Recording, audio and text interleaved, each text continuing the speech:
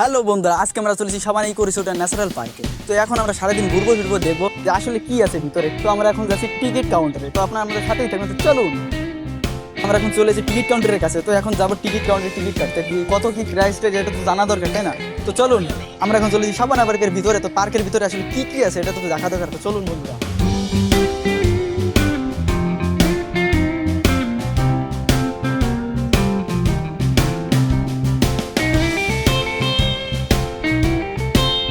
পার্কের ভিতর ঢুকতে না ঢুকতে এত সুন্দর একটা বাগান দেখতে পেলাম। বাগানগুলো দুই পাশে দুটো ছোট ছোট গাছ আছে, গাছে অনেকগুলো ফুল ধরেছে।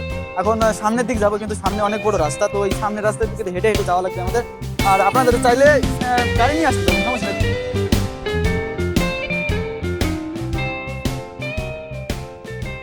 আমরা এখন এসেছি কিড জোনের ভিতরে। কিড জোনের ভিতরে আছে টয় ট্রেন, সামনে আছে নাগরদোলা, এবং এই যে পরিবেশটা আছে ওদের অনেক ওয়েল ডেকোরেটেড করা। আপনারা এসে অনেক মজা পাবেন, বাচ্চাদের নিয়ে আসবেন, বাচ্চাদের খেলার জায়গায় এই যে কিড জোন। এবং সামনে আছে একটা নাগরদোলাটা অনেক বড়। এবং এখানে আছে বাচ্চাদের প্লে গ্রাউন্ড, এখানে বাচ্চারা এসে ছোট ছোট বাচ্চারা এসে খেলতে পারবে। এবং এই পাশে দেখছেন যে নাগরদোলার কথাটা বলছিলাম, নাগরদোলাটা এই যে এখানে আছে। এবং সামনে আছে একটা বড় পুকুরের মধ্যে, ওখানে একটা ব্রিজের মতন করছে, যেটা আমার দেখার মতন একটা ইউনিক জিনিস, যেটা সচরাচর পাওয়া যায় না। আমরা ব্রিজে যাওয়ার চেষ্টা করবো। তো চলুন বন্ধুরা, সামনে যতটুকু ভিডিওতে আপনারা দেখতে পাচ্ছেন ওটা হচ্ছে পার্কের ভিতরে প্রথম অংশ। এখনো তো ভিতরে ঢোকাই হয়নি। তো ভিতরে এখন যাবো, ভিতরের পরিবেশটা এর থেকে আরো অনেক জাঁকজমক। তো চলুন বন্ধুরা। গাইস, ভিতরে ঢুকতে না ঢুকতে রাস্তা বাম পাশে এবং ডান পাশে পুকুর, এবং মাঝখান দিয়ে একটা যে রাস্তাটা গেছে যেখান দিয়ে হাঁটতে মজাই আলাদা। হ্যাঁ, এই রোড দিয়ে আপনারা সকালে জগিং করতে পারবেন এবং ফ্যামিলি নিয়েও হাঁটতে পারবেন। ফ্যামিলি নিয়ে হাঁটতে অনেক মজাই আলাদা। আমি হাঁটতেছি, আমারও মজা লাগছে। সামনে একটা দোকানও পাবেন, আর দেখতে পাচ্ছি অনেক মানুষে কেনাকাটা করছে। আপনারা এসে এখান থেকে কিছু কিনে খেতেও পারবেন।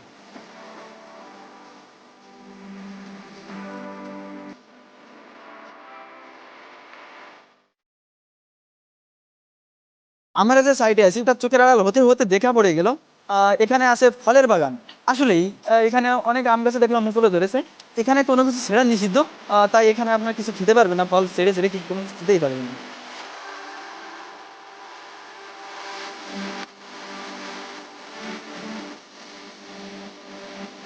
জীবনে যখন ব্যর্থতা আসবে তখনই চলে তুমি পার্কে, এবং পার্কে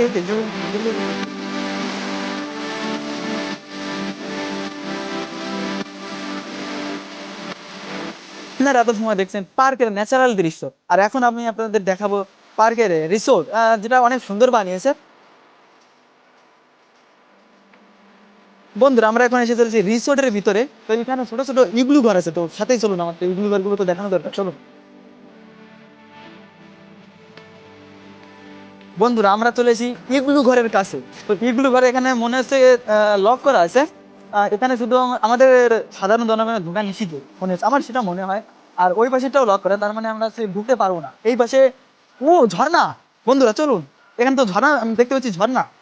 বাহ, একটা একটা মনোমুগ্ধকর দৃশ্য। আপনারা পার্কের ভিতরে আসলে অবশ্যই এটা দেখে যাবেন, ঠিক আছে?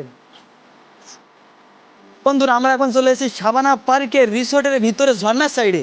তো ঝর্ণাটা এত সুন্দর ন্যাচারাল বানিয়েছে, এবং এর আওয়াজটা এত সুন্দর, আপনারা না দেখলে বুঝতে পারবেন না। এখন দ্রুত চলে।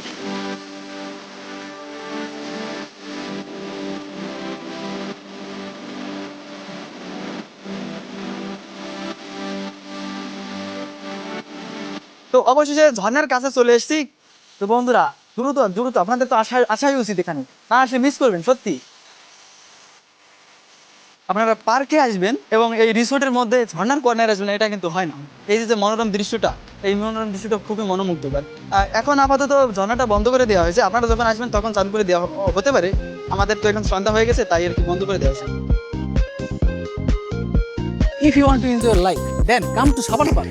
এবং সাবানা পার্কে আসলে অবশ্যই আপনার একটা গার্লফ্রেন্ডের প্রয়োজন, যে গার্লফ্রেন্ডের প্যারায় ভুগছে আমাদের অর্ণব ভাই।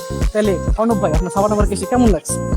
যেহেতু ভালো লাগছে, কিন্তু একটা গার্লফ্রেন্ড অবশ্যই দরকার, নাহলে মন একা একা মনে হচ্ছে। যেমনটা শুনছেন, সাবানা পার্কে এসে এরকম একা লাগা স্বাভাবিক। তাহলে আমাদের ভিডিওতে যারা গার্লফ্রেন্ড রেসপন্সিভ করতে চান, তাহলে এখনই যোগাযোগ করুন আমাদের চ্যানেলে। সো গাইস, আজকের ব্লগটা এই পর্যন্তই। আর আশা করি আপনাদের ব্লগটা ভালো লেগেছে। আর আমি এই যে ক্যামেরা যতটুকু দেখতে পাচ্ছেন, এটা কিন্তু দেখা না, আপনাদের যদি না আসেন কখনো, নাহলে এই প্রাকৃতিক দৃশ্য উপভোগ করতে পারবেনই না। এখানে আপনারা আসবেন, ঘুরবেন ফিরবেন এবং এই পরিবেশটা উপভোগ করবেন, আর আমাদের সাথেই থাকুন।